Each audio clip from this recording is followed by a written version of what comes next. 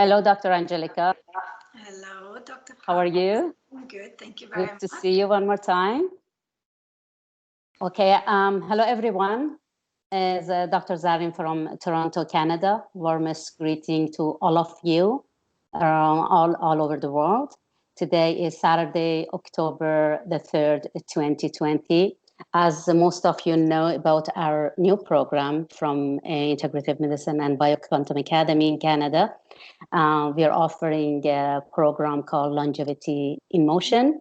And we have topics, we choose topics on a regular basis through the year 2020. So I have my dear colleague with me, Dr. Angelica from New Mexico, United States. Great to be with you, Dr. Angelica, one more time. And as you know, we received a lot of demands about a topic, depression, and sometimes the destructive nature of this condition in some people around the world. And as you know, this condition is on the rise around the globe. And unfortunately, when it becomes destructive, it's not supposed to be destructive in nature, but the reason that things goes wrong in people's life, and sometimes the end result is it's so tragic.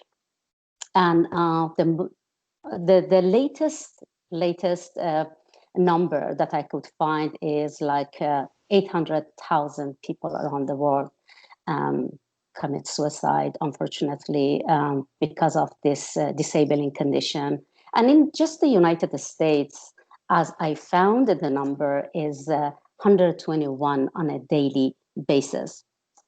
So this is a very sad topic, but I would like to go through this happily to make it easily understood by everyone that it's not a very hard condition to treat if you catch it on time and choose the right approach and choose the right modality. As I always say, depression is not a disease. Depression or any other emotional symptoms are the manifestation of the internal chaos and disharmony. When your body is in danger of any kind, your wisdom and intelligence always trying to detect anything wrong in your body and is create different kind of symptoms to keep you survive. These are your survival symptoms. For the better understanding of this phenomenon, I would like to share my view by dissecting these multifactorial conditions that is depending a number of factors and causes that create this condition in a human body. As I always review any condition from four different aspects, I always apply these four aspects on emotional or psychological or mental symptoms as well. These four aspects that I always talk about it and I apply it to my practice and to my protocols and I teach my patients, my clients. These are the philosophical aspect that I always talk about it, biological aspect, emotional aspect, and mental aspect. Philosophical aspect that I think the majority know about my view towards the art of healing, that I always say physicians who do not apply this philosophical aspect, which is the laws of nature and life principles. And as we know, the human being is an absolute part of nature, as an absolute part of cosmos. And these laws are absolute. So human body, human being must follow these laws, the laws of nature, and also the life principles in order to heal and cure. The physician who does not apply this does not apply the art of healing. The sick who do not apply these laws to their daily life, they cannot get cured. So as I said, human body is part of the nature with no exception. Every human body, every human being is endowed by this ability that follows the laws of nature and the life principle to get healed by nature, is by default. The biological aspects that I always talk about it, I have it in my book too, that my trinity of disease, that the disease in human being is caused by three different um, underlying causes. One of them is cellular deficiencies, one of them is cellular intoxication, and cellular energy imbalance. I would like to get back to the biological aspects after I finish all the four aspects of each phenomenon. When I get, and also emotional and mental aspects.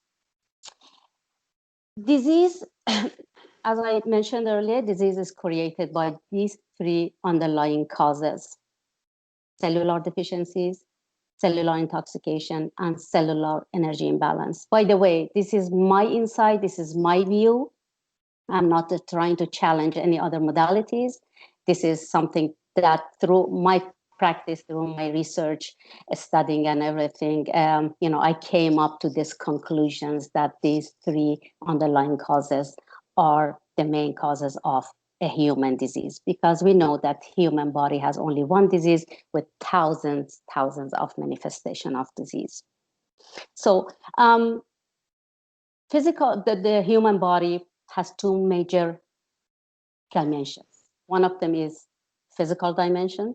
We all know about physical dimension, and the other one is energy dimension. The physical dimensions has three different levels. One is the earth or material body that we can see. It carries us like a vehicle. And the other one is the emotional body and mental body. These three levels are the physicalities. They're all endowed in a physical body, but all these levels are governed and controlled by the energy body.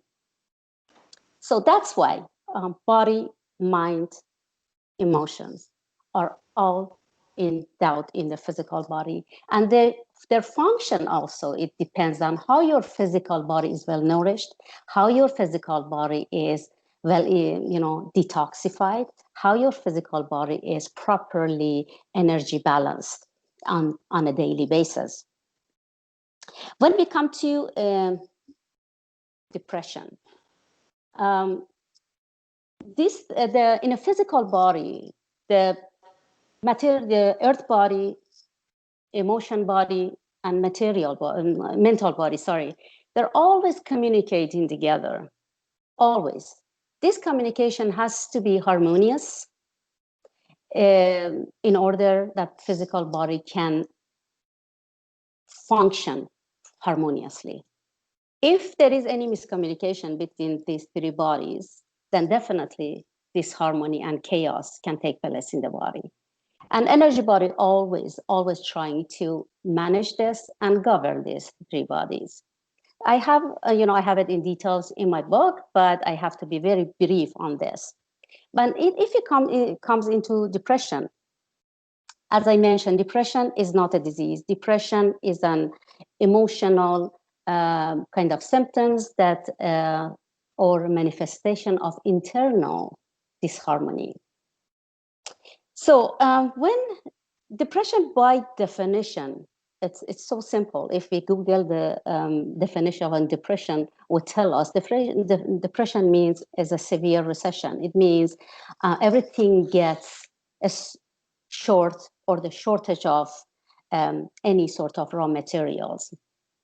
Depression in human body is the same thing. Then the name actually describes it itself. That means the shortage of raw materials or essential materials, essential nutrients that the body needs for all the biological functions.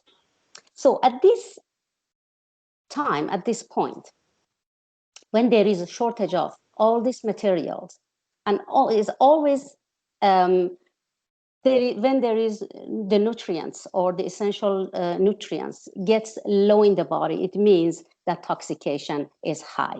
We always know that the nutrients gets low, toxicity goes high. At this point, your intelligence, the body's intelligence and wisdom, always tries to keep you survive at any cost. At this point, is going to slow down all the biological activities in your body.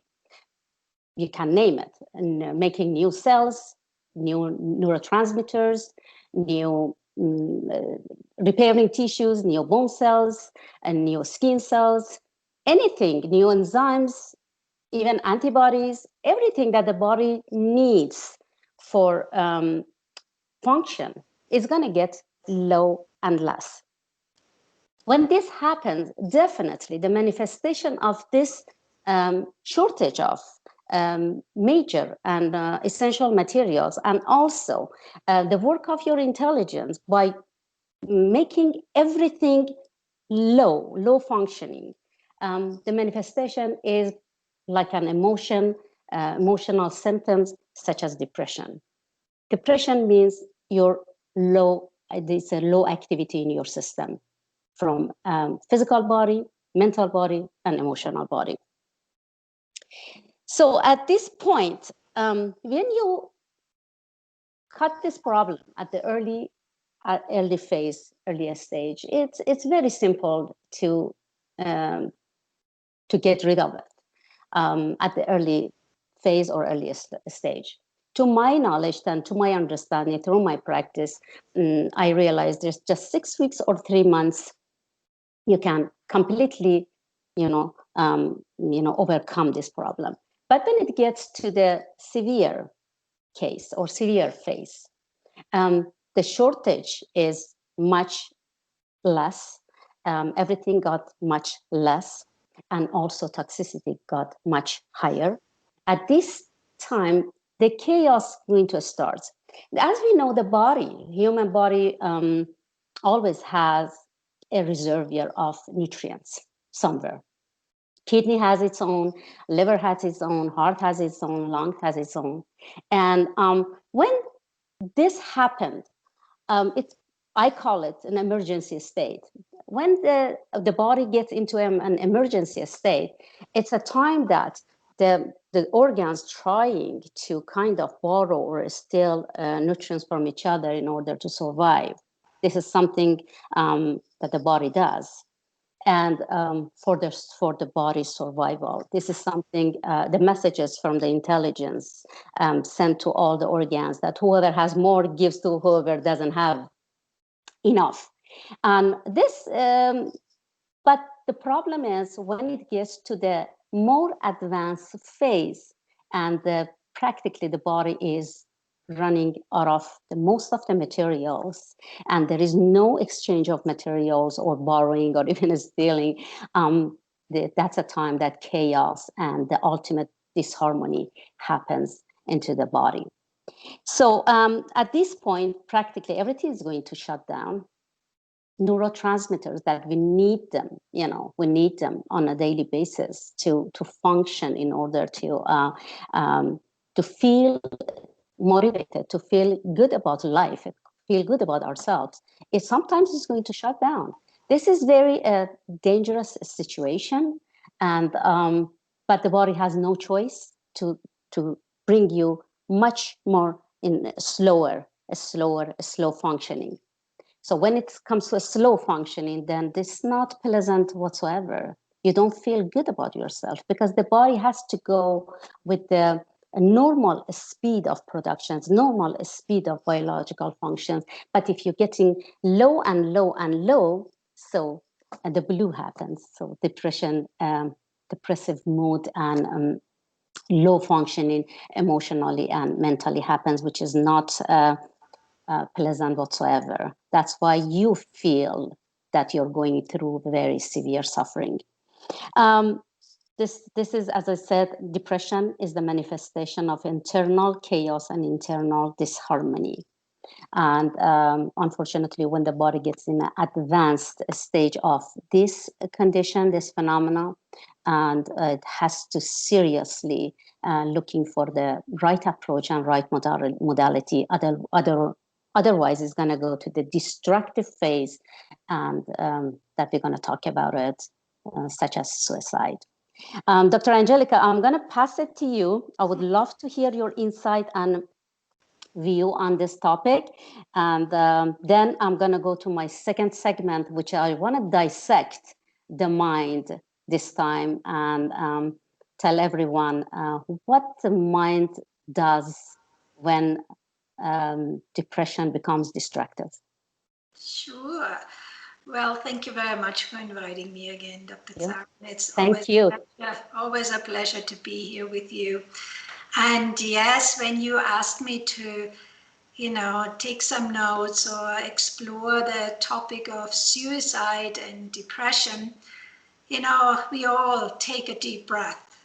What do we say about that? And as you very, very well said, it is an issue, and especially during a time right now where the world is on lockdown, people are more indoor, they're separated from their loved ones. We do see severe depression much more on the forefront than ever before. And here in the US, 25 to 30% of all suicide, let's say, are all directly related to depression. Now, in this talk, we can only, I'd say, mention briefly when it gets into the severe stages, but in my talk, I want to sort of focus on the pre-stage, the severe depression, the degrees of depression, which hopefully, we can stop then right there and then before it goes into the self-destructive phase. But I also want to explain our viewers a little bit what that means, what severe depression means. And in my practice too, it's not uncommon that I treat severe depression, and it truly can be met if we have a sort of protocol which fits the totality of the person. Now, when we talk about, let's really spit it out a little bit, suicidal thoughts, what does that actually mean? It means someone, feels like they don't want to live here on this earth, and they have symptoms of depression, but also behavioral changes. And a high percentage of people with severe depression who might be at the risk of this self-destructive behavior, they also display other illnesses, which might be or seem sort of unrelated to the mood changes. And we often have a list, and as you very well mentioned at this point, it's toxicity, cellular toxicity. But overall, in the sort of disease frame, we see stomach ulcers, irritable bowel syndrome, speech disorders, arthritis, skin problems, which are all actually rooted in high amounts of stress and inflammatory conditions within the body. So sometimes having a serious illness like, a cognitive disorder maybe, or even cancer, or even just, becoming old age can lead to depression on possible then a suicidal behavior. And unfortunately, it is a vicious cycle. And because the more depressed and stressed someone gets, the more that person's overall health, therefore, continues to decline.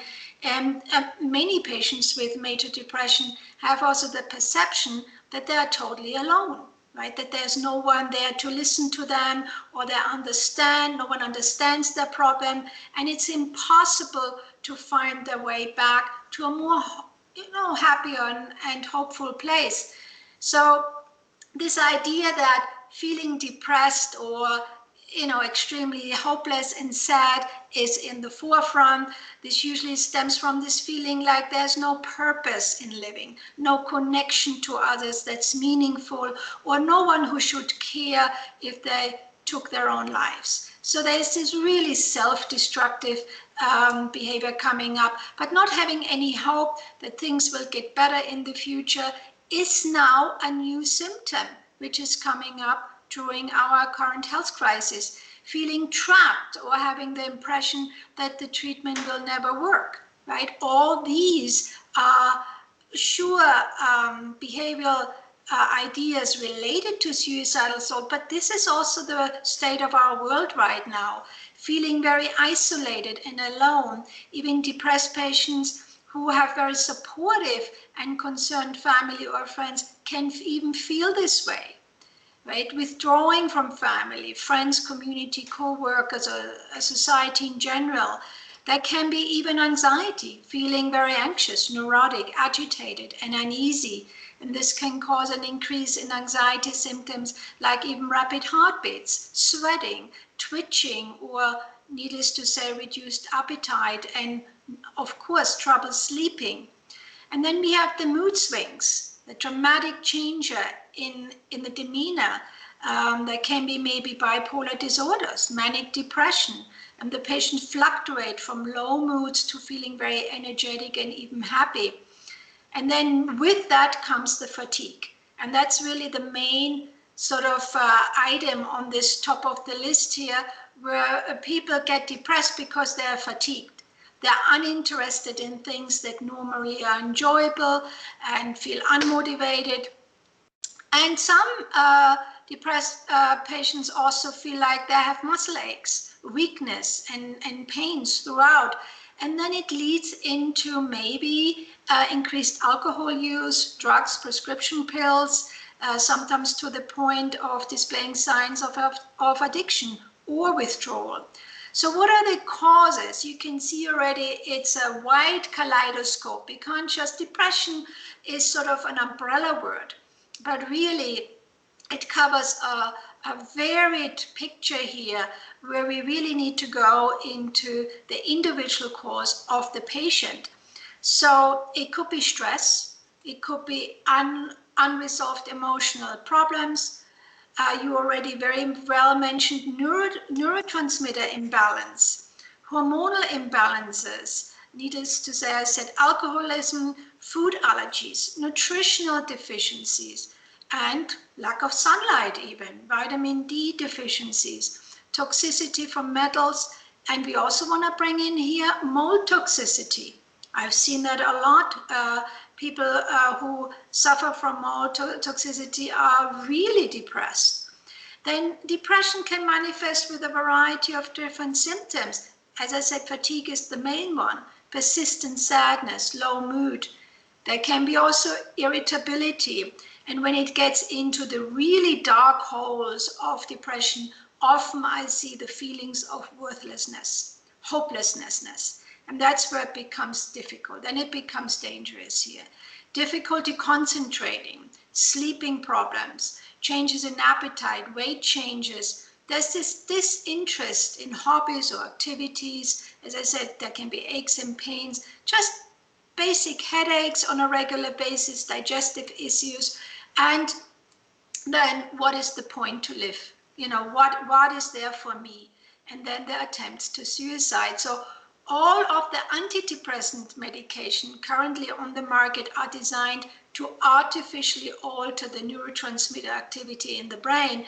And yet when we consider the fact that these same chemicals are found in the brain and also produced in our digestive system, in our gut, and that the availability to the brain is largely governed by the activity of the gut bacteria, as I mentioned in our last talk, as well as environmental circumstances, I think we have more of a chance to find more natural and effective treatments rather than always looking for the antidepressant solution.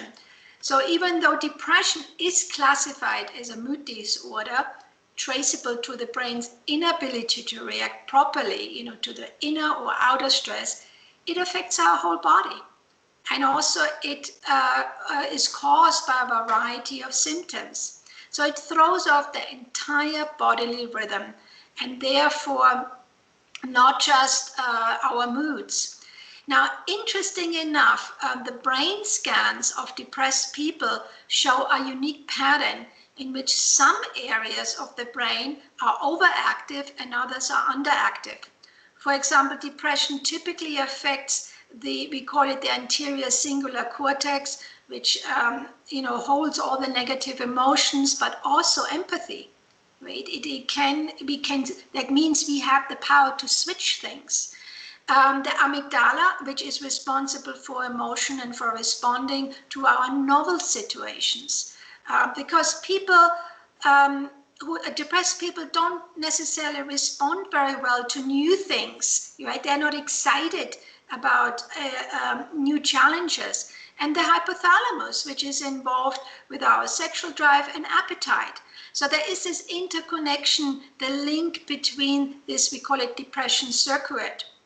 So depression in general is caused by triggers, but the trigger can be so small that it passes unnoticed with a depressed person. So once it has been triggered for the first time, the brain changes. And then in the future, it takes only smaller and smaller triggers to enter into depression even, until finally almost none is needed. Right? The person actually who is depressed doesn't even know anymore what is triggering them. So when that happens, the person becomes literally a prisoner of the runaway emotions that can lead to mood disorders. And people who have long-term depression often therefore cannot pinpoint when their symptoms actually started and why, because it becomes a habitual behavior. So many depressed people also tell you that their problem is not the feeling of depression itself, but this overwhelming fatigue they experience. So almost fatigue in turn then leads to more depression. It's sort of like they go hand in hand. So acting as the leader of your brain, you can therefore actively reprogram your own neurochemistry. You do have a choice here, and even genetic activity, right? We don't have to be a victim of it all. Deepak Chopra was talking very beautifully about the 3 steps of depression. He talks about an early outside cause, often forgotten. Then the second one would be the response to that cause, which for some reason is unhealthy or unexamined, or a long-standing habit that becomes automatic. So the outside cause would be long-term stress that can be caused by maybe a boring job, maybe a sour relationship, or prolonged stretches of loneliness and social isolation or chronic disease. All these elements are so poignant right now in our current world state. People lost their jobs. They're worried about their finances. They don't know where the next job comes from. I'm also an adjunct professor at the local university here. Students suddenly got thrown into we had to leave the dormitory and they have to go back to their homes, but there's no internet connection, or they didn't have a computer. So it's terrible. The situation is filled with anxiety and depression. Chronic disease, is part of it. And then what is the response to it, which is really the ultimate make or break key here, an outside cause that sort of we respond in a certain way to it. And depressed people learned long ago to have this skewed response, such as the following, when they say maybe, it's all my fault, or I'm not good enough, or nothing will work out, or I knew things would go wrong. They go into this pessimistic, habitual behavior. And once you have a depressed response, it reinforces the next response when you face the new stress from the outside world. So, for example, did your first boyfriend dump you? Well, if that's the case, then it's natural to fear that the second one might also. So our brain starts just repeating sort of, it's like a hamster treadmill behavior. And so the idea is undoing the past. Once a depression turns into a habit, which probably happens years earlier, then the recognition of being sad and hopeless, it no longer needs this outside trigger, right? Because it's an internal response, which already becomes a habit. So depressed people are depressed about being depressed. So this gray film coats everything, optimism is impossible.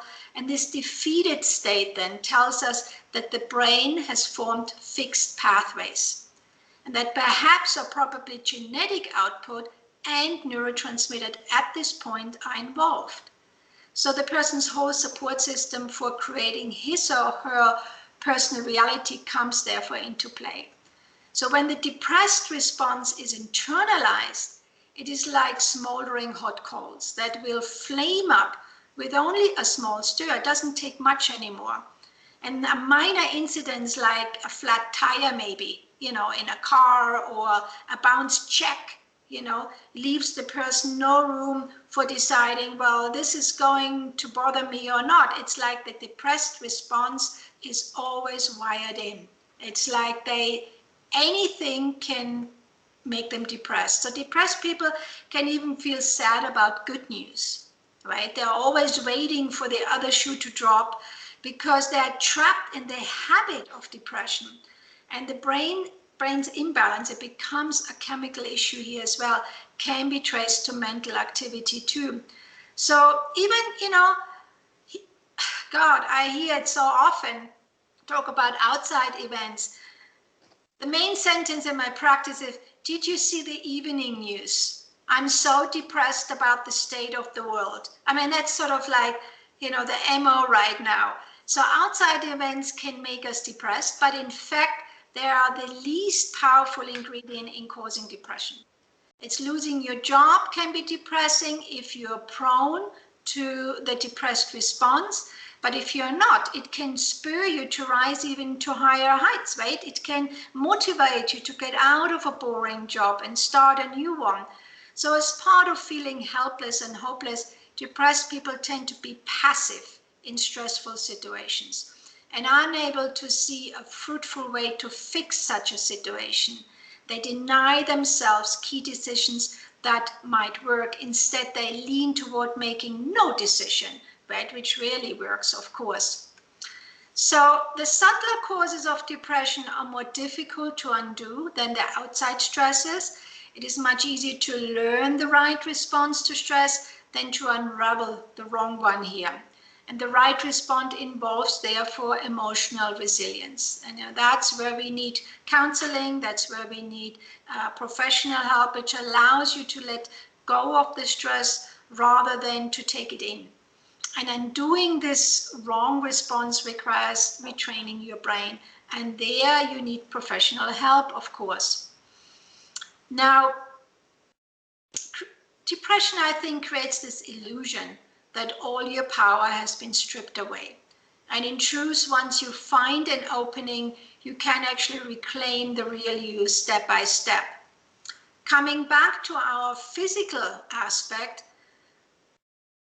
I absolutely feel, and I said that in my last talk with you, Dr. Sarin, it is a clear connection between depression and the digestive system.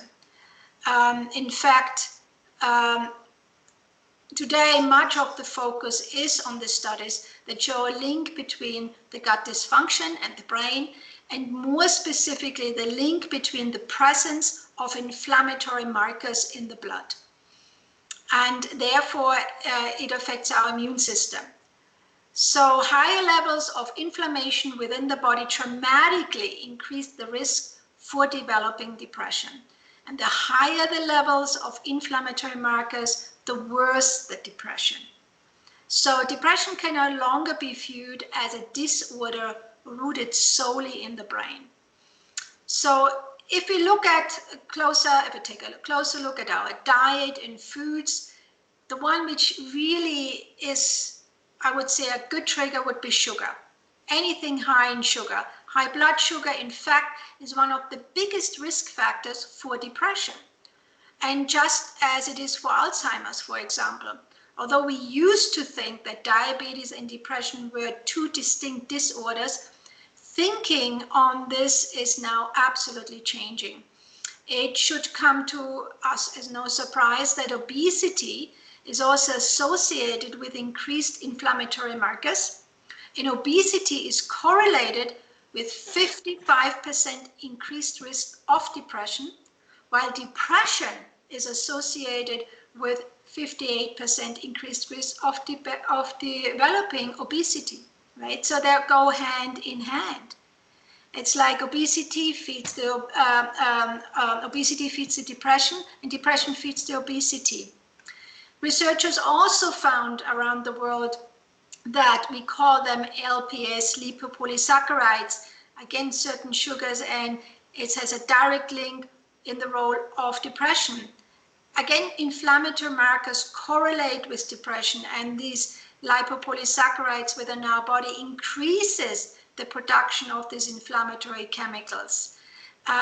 They make the gut more permeable. But, and therefore toxin can go through the blood-brain barrier and allow, therefore, pro-inflammatory chemicals to bombard the brain. So always take care of your digestive system. Plenty of studies have begun to look at how our diet may be responsible for increased gut permeability. It means the gut wall, the colon wall is leaking. There are little holes in there and it's leaking toxin, as well as loss of bacterial diversity. And the connections are finally being made between diet and the risk for depression. So the science today is clearly showing, why not choose more Mediterranean type diet, right? Healthy anti-inflammatory fats and protein, and get away from the carbs, get away from the sugars. Just briefly, I want to mention, as I did last time too, science has long observed an overlap between celiac disease and depression, and the gluten, and much as the overlap between celiac and ADHD and other behavioral disorders. In fact, today we have, they say depression is found in as many as 52% of gluten-sensitive individuals. Adolescents with gluten sensitive also face high rates of depression, and those with celiac disease are particularly vulnerable to the risk of depression. So how does depression relate to a damaged intestines when once the lining of the gut is injured by celiac disease, that the toxins are leaking out, it is ineffective at absorbing essential nutrients, and many of which keep the brain healthy, such as, for example, zinc, tryptophan, and the whole vitamin B complex. All of that is so important for our brain function. And what's more, these nutrients are necessary ingredients in the production of neurological chemicals, such as serotonin, right, which is our, I would say, our happy hormone. And of course, the vast majority of feel-good hormones and chemicals are produced around our intestines by what the scientists now call our second brain. So what can you do, our viewers, as I said, to really sort of get a little bit more a hold on your negativity and your feeling hopelessness and worthlessness? Change your nutrition. Absolutely, that's the first step. Bring in healthy and a well-balanced diet, bring in lots of omega-3 foods, healthy fats, fruits and vegetables, lean protein if you are not a vegetarian, probiotic foods, fermented foods, and avoid the carbs and the sugars. In general, with supplements, I mentioned omega-3, the fish oil, bring in probiotics for your digestive system. On the herbal front, we have adaptogenic herbs, ashwagandha, rhodiola, ginseng, saffron. We want to maybe bring in, of course, you need a healthcare practitioner for that, 5-HTP, which is hydroxytryptophan, but vitamin B complex can be very simple on that, vitamin B12, and of course, don't forget your vitamin D and your zinc. Essential oils, lavender oil, frankincense, or Roman chamomile essential oil, all of that can be wonderful next to changing your lifestyle. Build a healthy relationship with your loved ones, get support, go out and exercise, spend time outdoors, get sufficient rest and sleep, because if you don't sleep, you get depressed. There's no doubt about it. Start, have breathing exercises, Qigong, Tai Chi, meditation, and of course, get your professional support with your counselor. I'm a homeopath, and I choose homeopathy as one of my first tools here in my toolkit. And homeopathy is just wonderful here because it's very effective for controlling depression in a holistic approach. And the person feels also better from homeopathic remedies without any side effects in the mental and physical plane. The essence, of course, here is that the understanding is on the basis of likes, cures, like, but it means like you want to match the patient's personality picture with the indicated homeopathic remedy, or not just treat the symptoms only. We have wonderful, a plethora of remedies, which of course it's too short in this video to mention, but one of the main remedies, Oro Metallicum, I use for severe depression, and it always works beautifully. And with suicide, if somebody really decides to take one's life, and I've been in that situation personally with a flatmate of mine when I was very young, no one can stop that person. Once they made up their mind, that's it. And they do anything in order to make that happen. But we can stop. Now, if we catch it at the early stages, if we see in your loved ones the behavioral changes, the alarm bells are ringing, bringing professional help here, we can save a lot of lives with holistic treatments. And I encourage everyone out there right now, if you feel depressed, if you feel low because you experience a lockdown, you lost your job, reach out for help, reach out for professional help. It is available and you don't have to feel alone. So, and if you're interested, I just want to finish that, in learning more about integrated mental health, the Bioquantum Academy offers a wonderful course, a 10-hour course called Integrated Mental Health, the Science of Body Ecology. I will teach this course. It's 2.5 hours weekly. It's available throughout the year, and we will go further into the details of the digestive system and relationship to depression and anxiety. And if you are interested in that, contact the Bioquantum Academy, Dr. Pavin Saran. She gives you all the information, and I look forward to see you at a later stage. All right.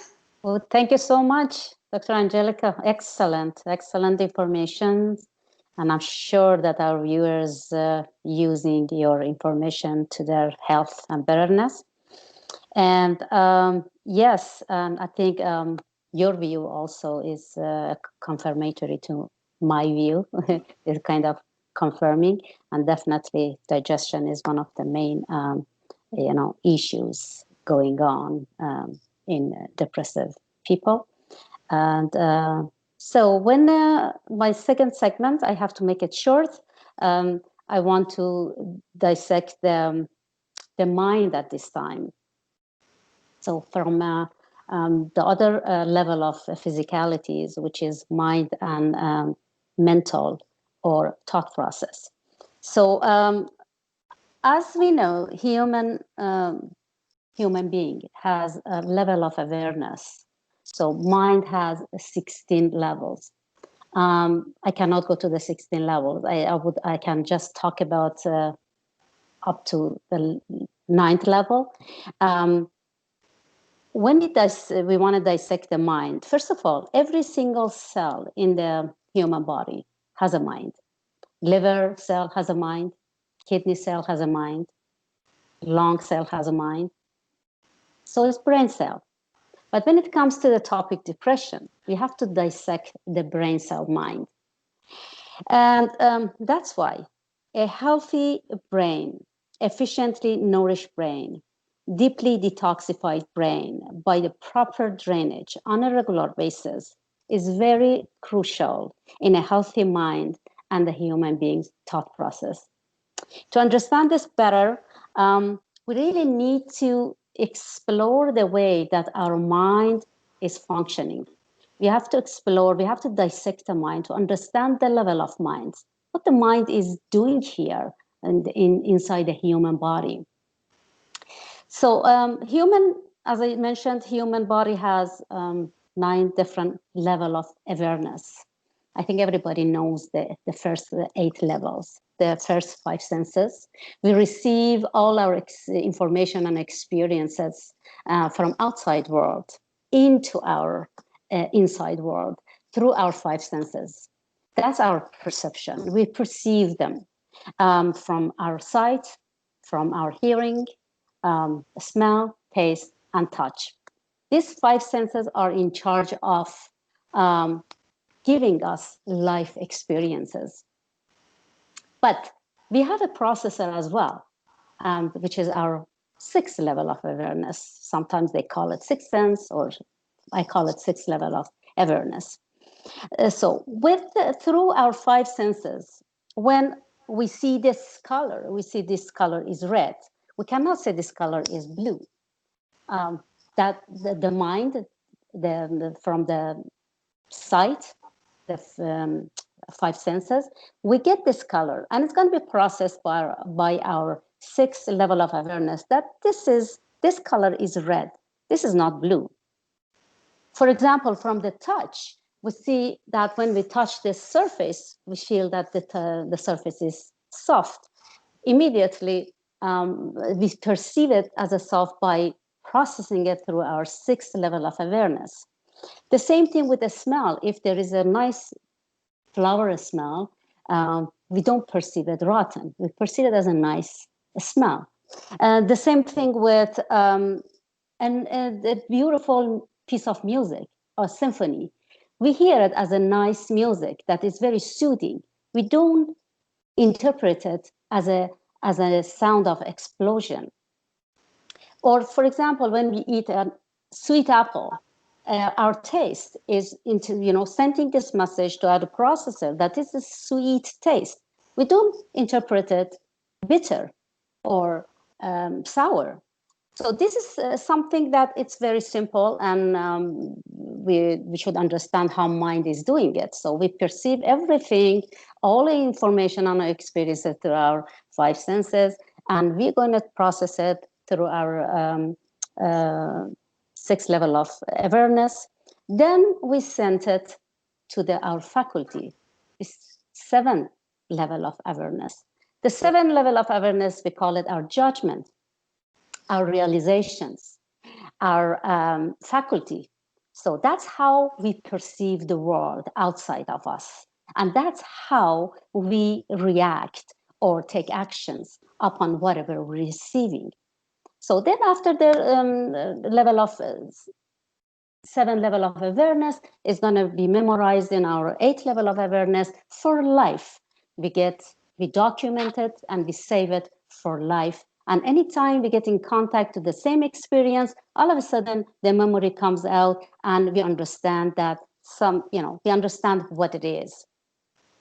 I don't get to the level of 9 for now, but I mean, when the mind, the interpretation is going wrong, is not according to the reality, when the sweet apple is bitter, when the red color is black, when the nice smell of flowers is a smell of rotten, when the beautiful piece of music sounds like an explosion, when the soft surface is hard for you, so it means you did not receive the reality. I call it illusion. I think, Dr. Angelica, you mentioned illusion. You're not living in a reality life, you're living in an illusional life. It's illusion. Illusion is not reality. It is wrongly perceived or interpreted by your senses. That's a problem here. That's a problem when the depression gets into the destructive phase. Instead of being real, you're illuded. So illusion is a false idea or belief that is caused by a lack of compatibility between your awareness and your experiences. An illusion can kill you when you believe it to be real. That's a problem here. When people get from very mild depression, get to severe depression, and to get to the destructive depression, it's the time that they're not perceiving the world, the life real. This is a false idea, false belief of the reality. So sometimes people, I treated many people with these illusions, especially young. Sometimes I have seen like optical illusions. Sometimes I affirm them they have auditory illusions. Sometimes tactile. Sometimes even when they touch it, they like something very cold. They feel hot. So it means that there is a huge interruptions between this level of awareness in the human being, which is very, very dangerous at this point. Reality is involved with your logic mind, with your judgment. The time that the person becomes eluded means their judgment is no longer working. And that's unfortunately, their faculty is no longer working. They're not realized people. So their logical mind, which is frontal cortex, is no longer serving them. And unfortunately, illusion is involved with empirical mind. Their mind is empirical.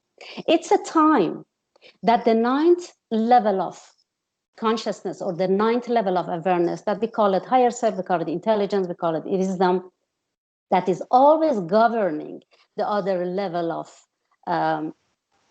awareness, is always trying. It's always trying to normalize and govern this level of awareness. But it's a time that cannot do anything, cannot help the person. At this time, the intelligence does not serve the person. Intelligence does not trying to keep you survive, and unfortunately is trying to exit from the body. And this is very sad situation. It's a very tragic situation when your own intelligence goes against you. This is something that no one can do. As Dr. Angelica said, no one can do anything because it's your intelligence wants to exit. Nothing else can keep you survive. Please look for help as soon as you feel, as soon as you see any illusions. Because the depression got to the point of it's past the shortage of the nutrients and everything. It got to your mind and the mind is broken and your intelligence no longer wants to serve you anymore because cannot help you anymore. And if your own being and your intelligence cannot help you, who can? So at this point, I always offer help with this kind of people, and the result has been fantastic. And I'm not saying it's an easy job. It's a teamwork for sure. But the first thing I do before I touch the nutrition part or something is just bring this awareness into normal states by homeopathic medicine. Homeopathic medicine is the best modality for this to bring your awareness in a correct and healthy way to act for you. So how we do it, you have to be an expert. Dr. Angelica and I, we know how to do it. It's not an easy task. You have to be experts in this modality to help this kind of conditions. And we are confidently telling you that we can help you. We can help your loved ones, whoever you know, in your family, around you, in your society. It's your duty as a human being to help them and reach out to us. There are thousands like us around the world, and we are always available to be discussed, to be consulted. So, and I personally, for years, I have been giving this kind of offer to especially young generation, for free. So, and I'm still doing it. And if there is anybody in your family suffering from this crippling condition, from this disabling condition, please stop it. Please prevent it, stop it from getting worse, because when it gets to the illusion part, which is the mind, unfortunately, not me, not Dr. Angelica, nobody can help you out. Before you're getting to the illusional aspect of your disease, please reach out to us, and we are here to help you. So thank you so much, Dr. Angelica Bowen, one more time. Yeah, always. It was more of a difficult subject, but maybe we could just enlighten our viewers a little bit that there is a hope and a light at the end of the tunnel, even if they feel there is not. There is always. And Dr. Chapman, is there, as well as I'm, with our practices. And thank you very much again for inviting me today. Thank you. Thanks for coming. And it's always a pleasure to have you, Dr. Angelica. And hopefully we get together again for the next topic. And I'm just waiting to see what the topic is more demanding. Then I pass it to you. And we use your expertise always. And we are so grateful for that. And as you all know, Dr. Angelica is our faculty at Quantum Academy, and she's teaching the integrated mental health, and she's expert on that. And it's running through the year, and she's always out there to accommodate you in terms of how to conduct a course. And I hope you guys going to sign up soon with for this course with Dr. Angelica.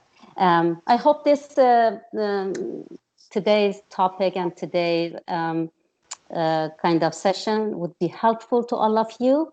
But again, it's a sensitive topic. I tried my best not to avoid it, but I mean, I personally had a hard time about this because I have seen many in my practice, and I suffer exactly the same way that they're suffering, and but I just want to tell you that is always a way to get cured, as long as we can bring your intelligence back to function for you and to serve you. Okay, I hope you guys all doing great, and see you all next time. Dr. Angelica, thank you so much again. See you next time. Take care. Take care. Thank you.